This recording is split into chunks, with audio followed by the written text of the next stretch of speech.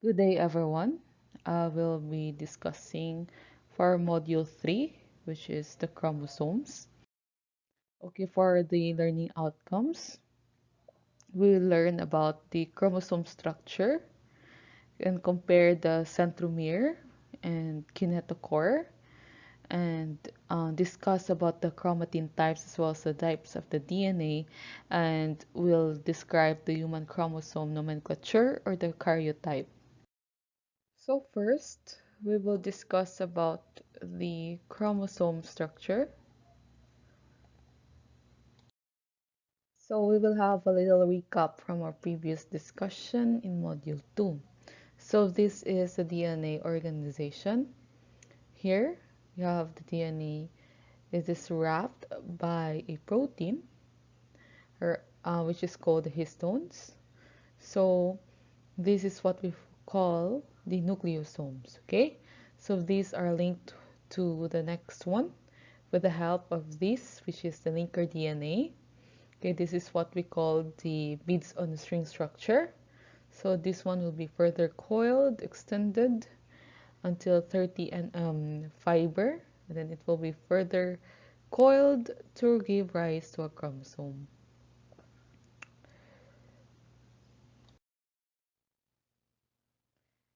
So for the chromosome structure, actually it consists of two sister chromatids.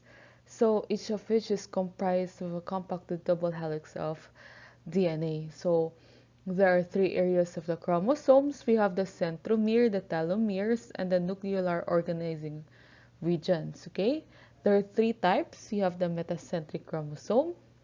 Here, as you can see it here, submetacentric and acrocentric. So actually, when you say metacentric, it is a chromosome with its centromere in the middle. So the arms here above and below are of equal length. When you say submetacentric, it is when the centromere is somewhat off the center.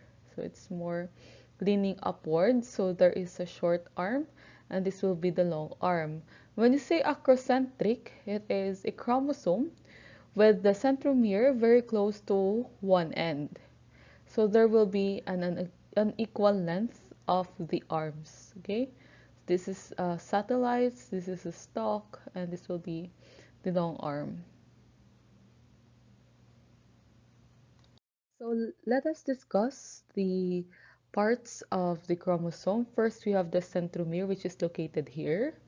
So actually, centromere is a constriction which is visible on the metaphase chromosome, where the two sister chromatids are joined together. So this is essential to the survival of a chromosome during cell division. Okay, so actually, the interaction with mitotic spindle during cell division occurs here in this region, and the human chromosomes actually are based on the position of the centromeres on the chromosome, which I discussed a while ago, the metacentric as well the astrocentric and the submetacentric chromosomes. So for the telomeres, it's actually located here at the physical end of the chromosome. They act as protective caps to chromosome end, so they prevent end-to-end fusion and DNA degradation, as well as from enzymes like nucleases. And also this region plays a role in synapses. When we say synapses, a stable physical pairing of homologous chromosomes. Okay, they also have this tumor suppressor mechanism because sometimes human telomeres have progressive shortening. So the maintenance of the telomeric DNA, it will permit the binding of telomeric proteins to form this protective cap here, and it will regulate the telomere length. Okay, so it's because if there is a shortening of the human telomeres, it will lead to instability and cell death. Okay, so next, We have the nucleolar organizer regions, or the NORs. Actually, they are found in the satellite stalks of the acrocentric chromosomes because this is where the nucleoli form during interphase. So,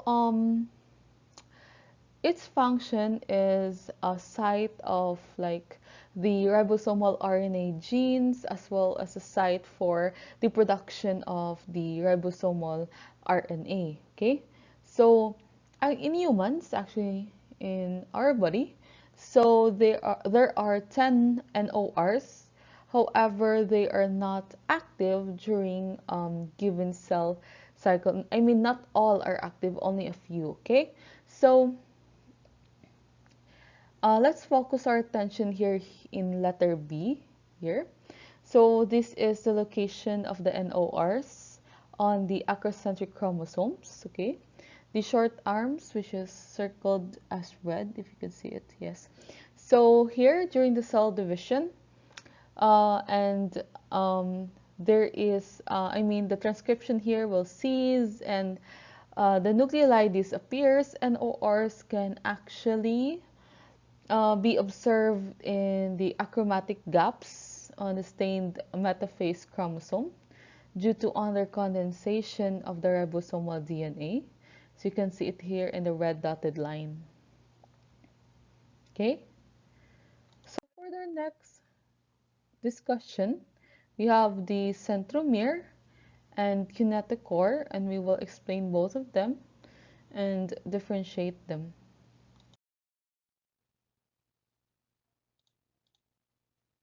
So I have already discussed about centromere in the previous slides, okay? Although the kinetochore is located on the regions of the centromere, okay? So it should not be confused with this um, location. So again, centromere is the region, a specific region of the chromosome that becomes visible during condensation, okay? It serves as a point of assembly of the kinetochore. Say kinetochore, they're the complex of DNA proteins to which the spindle fibers attach and move the chromosomes in both mitosis and meiosis, okay? So the kinetochore is also a site at which the spindle fibers shorten, causing the chromosomes to move towards the pole. So its assembly is actually said to be epigenetic. When we say epigenetic, it refers to changes in gene expression that are not directly specified by the DNA sequence. Okay, so you can see it here that there are recruited kinetochore proteins in the middle through the CNPA nucleosome, in which I will discuss it in the next slide. Okay, so here is a table about the differences of the centromere and kinetochore. Okay, again, the centromere is constricted the region of DNA in a chromosome, while kinetochore is assembled on the centromeres. Okay, you can see the centromere just using the light microscope. However, kinetochore can be visible in an electron microscope. Okay, so centromeres consist of centric heterochromatin. We say centric heterochromatin is this packed form of DNA, which is a constituent in the formation of active centromeres. Okay, while kinetochore is made up of specialized type of histones like CNPA. So the presence of this nucleosome helps in the recruitment of more than a dozen kinetochore proteins here, resulting in a fully assembled kinetochores. Okay, so centromere again consists of four types: metacentric, submetacentric, acrocentric, as well as telocentric.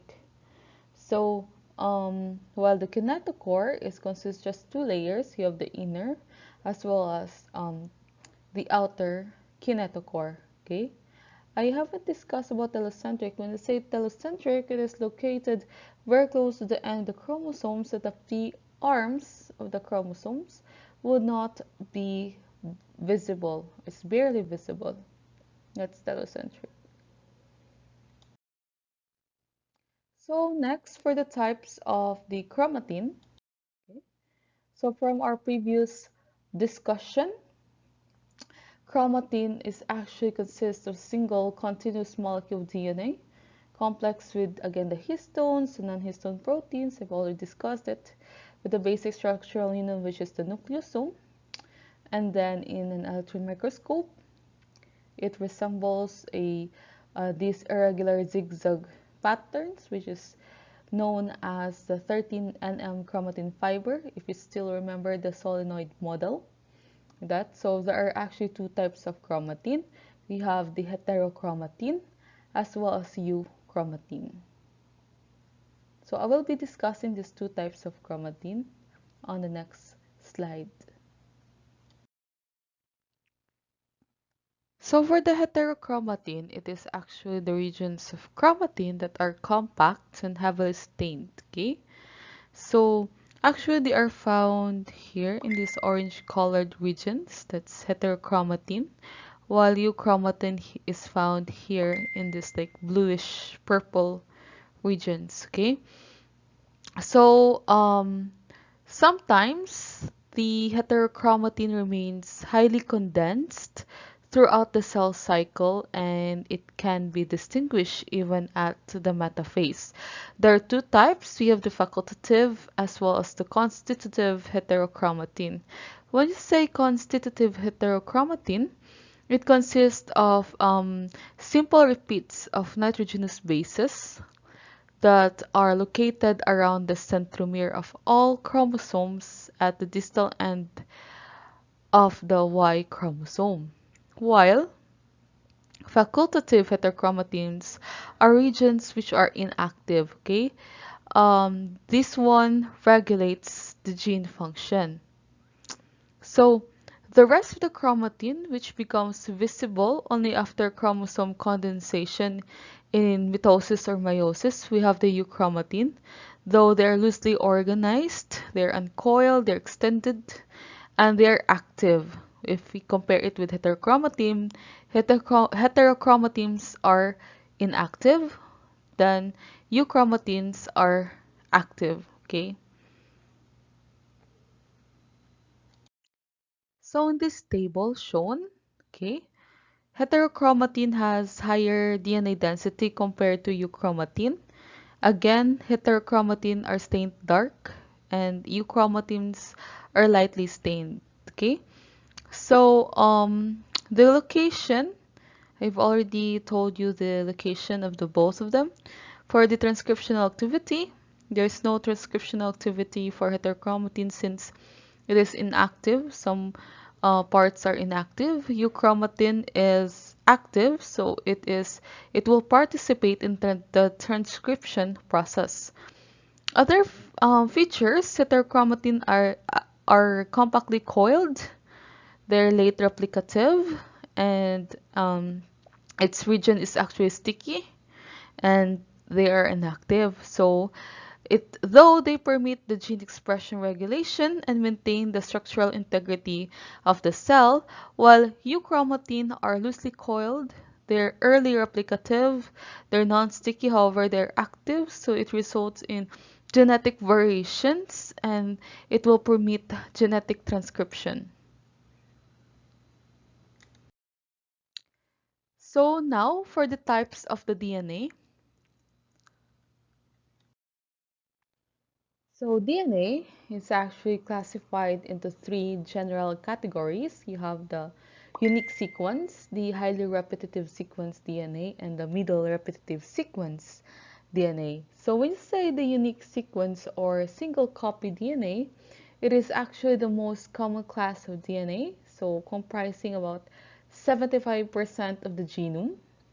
This DNA consists of nucleotide sequence that are represented only once in a haploid set. So when you say haploid, these cells contain a single set of chromosomes. And next, its genes code for proteins are single copy DNA.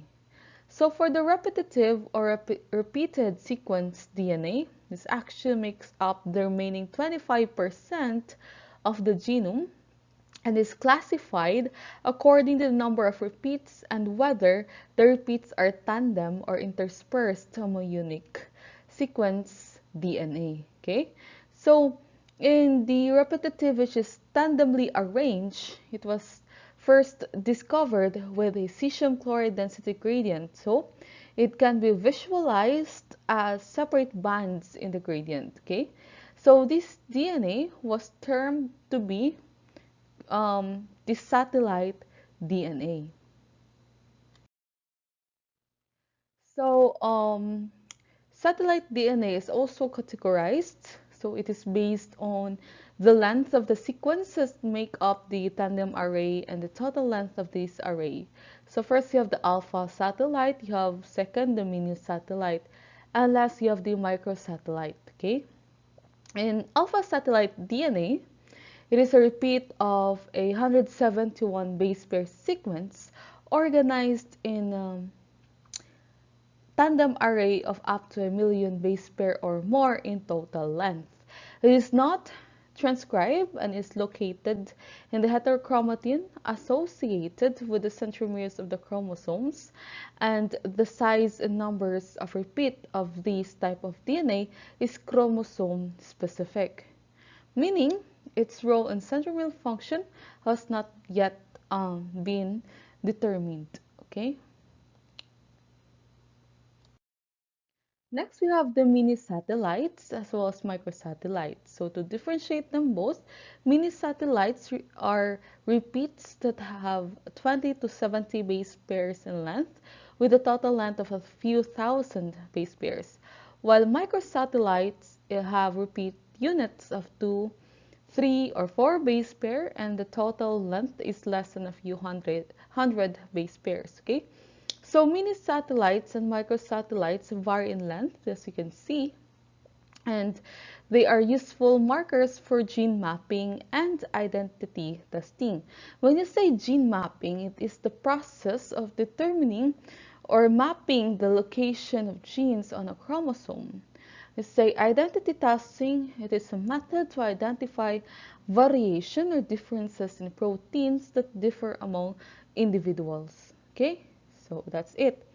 So next, for the third type of DNA, we have the middle repetitive sequence. Okay, um, this one is for the genes for 18S and 28S ribosomal RNAs. So 100 of copies of these genes are tandemly arranged on the short arm of the acrocentric chromosome. We also have this dispersed repetitive DNA, which is classified as either short or long. So you have the terminologies designs, which is a short interspersed elements. And you have the lines or the long interspersed elements. For the signs, it actually ranges in size from 90 to 500 base pairs. Okay. One class of this is the allo sequence. So many allo sequences are transcribed and are present in a nuclear pre-messenger RNA and some in the non-coding regions of mRNAs. Okay, so it has a high guanine and cytosine content and are found in the gemstylite bands of the chromosomes. So second, you have the lines. So this can be as large as 7,000 bases. Okay, so the predominant member of this family is called L1 sequences. So these L1 sequences have a high adenine thymine content and are found in the gemsta dark bands of the chromosomes. So lastly, we'll have the human chromosome nomenclature. So before we start discussion, I will let you refresh how many chromosomes in a human somatic cells. So we have 46 chromosomes, 44 are autosomes, and 2 are sex chromosomes. Okay, so the autosomes are designated as pairs like 1 to 22. The numbers are assigned in such descending order of length, sizes here, and centromere position of each chromosome pair. In a female, you have the sex chromosomes XX, and in the normal male, there are XY. Okay, so first here in our discussion, we have the chromosome bonding and identification. Okay, when our chromosome is stained, there are alternating dark and light stain demarcation. We call it bands. Okay, it appear along the length of each chromosomes. So the banding patterns produced are specific for each chromosome pair, thus enabling the identification not only of individual chromosome but also region within each chromosomes. Okay. So methods which are commonly used, we have the GEMSA or G banding, we have the quinoline mustard or Q binding, you have the reverse or the R binding, and you have the constitutive heterochromatin or C binding. So after staining and identifying the bands, we will have the numbering system, which is helpful in designating specific bands or region and to help explain if there are abnormalities in the chromosome. So here we have the centromere or CEN in short, which divides the chromosome in the short P arm and the long Q arm. So for descriptive purposes, the centromere is composed of two regions. So the portion of the region of the centromere here lying in the middle and the first band on the short arm is, we call it P10, and the centromere here lying between the middle and first band on the long arm is Q10. Also, we have to take note that each arm ends in terminus, or we call it, in which there are telomeres present to prevent the chromosomes from having sticky ends. So here in this short arm, we have the P-ter, and here in the the long arms, we have the Q-ter. Okay, so each of these chromosome arm is divided into region as shown here. So this division is based on a certain landmark. So when we say landmark, it is a distinct morphological area that aids in the identification of that chromosome. For example, here we have chromosome 7. Okay, so regions also are divided into bands here. So, and also we have the subbands. So a band here is a part of a chromosome which is stained lighter or darker, depends on the intensity. Okay, so we'll teach you the sequential numbering of the chromosome. So for example, we have here, since this is chromosome 7, we have there the 7q 37. Just a sample, okay? So you can read this as 7q37, okay? 7q37, again, not 7q37, it is 7q37, okay? This means that it is in chromosome 7, Q means long arm, so long arm, region 3, and the band which is 7. So the 7q37. Okay, that's it.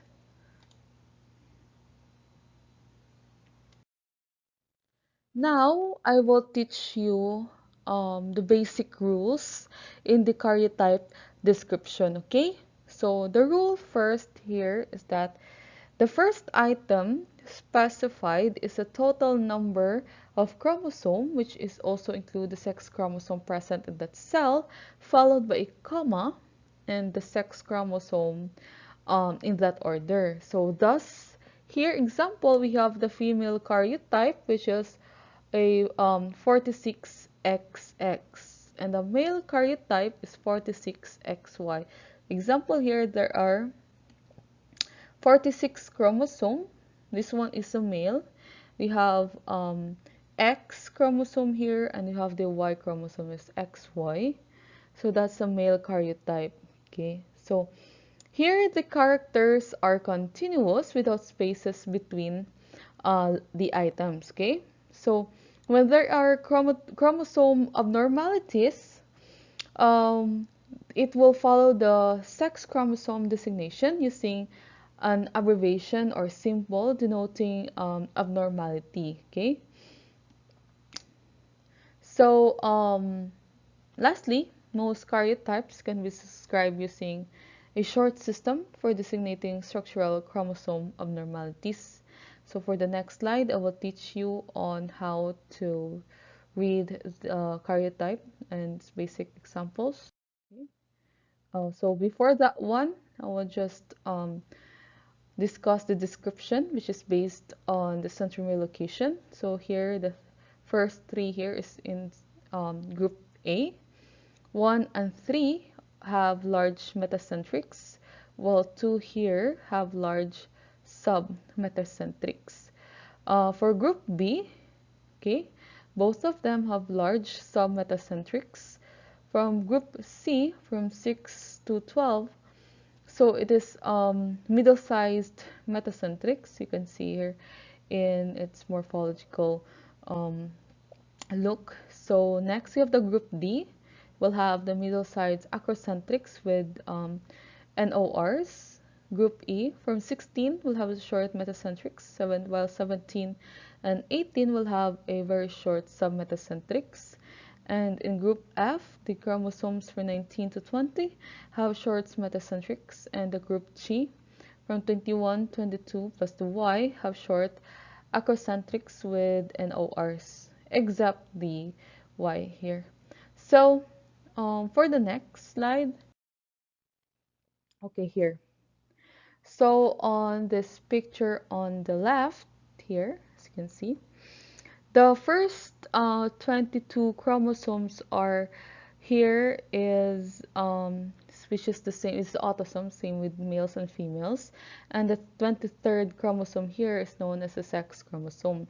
So this one determines whether the person is either male or female. So again, females have 2X and males have 1X and 1Y. Okay, so here in this image you can see that there are two X chromosomes. So this is a female. Okay, so the karyotype here will be like 46 comma X X. So it's continuous, there's no spaces like that. So here in this image on your right, this one could be written as 47. Ala, bakit 47? It is because it has actually 47 chromosome. Okay, so this one has a chromosomal abnormalities with the addition of a chromosome. Okay, the 47. If you count it, it's 47. Since I have two X chromosomes, you have XX. Since you can see the extra copy of chromosome here in 21, you will place plus 21. Okay, so that's it for the examples of how to read the karyotype. And here are my references. Thank you very much for listening to my lecture. Have a good day ahead.